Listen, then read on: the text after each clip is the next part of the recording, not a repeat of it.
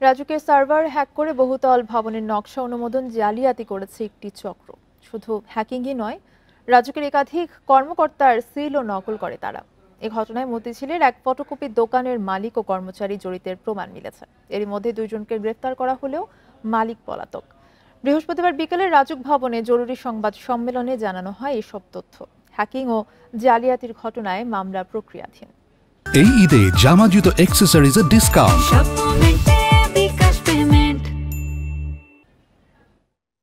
উত্তরার বাউনিয়ায় জলাশয় বা তার আশেপাশে ছোটখাটো স্থাপনা নির্মাণের অনুমোদন পেতে যেখানে কাঠখড় পোহাতে হয়, সেখানে মাত্র ১৭ মিনিটেই হয়ে যায় ১৮৫ ইউনিটের ১৫ তলা ভবনের অনুমোদন। রাজধানীর মতিঝিল থেকে রাজুকের নকশা অনুমোদন সার্ভার ইসিপিএস হ্যাক করে এ জালিয়াতি করেছে নীল নকশা নামের একটি ফটোকপি দোকানের মালিক ও কর্মচারীরা।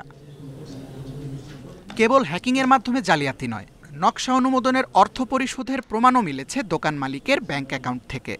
ওই সার্ভারে হ্যাক হওয়ার পরে কোনো একটা ফাইল ১৫ তলা ওয়াটার বডি পাস হয়ে গেছে, তো এই জন্য আমাদের ধরে নিয়ে আসছে। সবগুলো ফাইল ওনারা ডিটেলস দেখার পরে আমাদের একটা ফাইল ওনারা বললো যে এখান থেকে জমা হচ্ছে, কিন্তু ওখানে বসে ক্রেডিট কার্ড থেকে টাকা জমা দিয়েছে।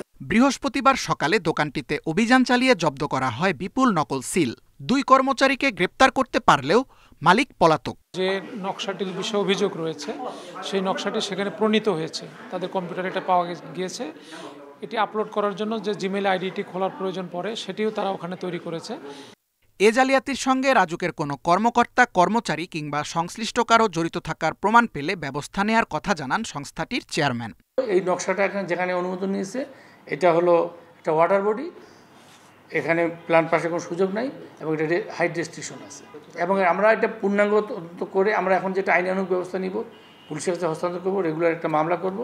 গত মঙ্গলবার সার্ভার হ্যাকিংয়ের প্রমাণ পাওয়ার পরপরই বন্ধ করে দেয়া হয় নকশা অনুমোদনের সার্ভার। শতভাগ নিরাপত্তা নিশ্চিতের পর আবারও অনলাইনে শুরু হবে কার্যক্রম।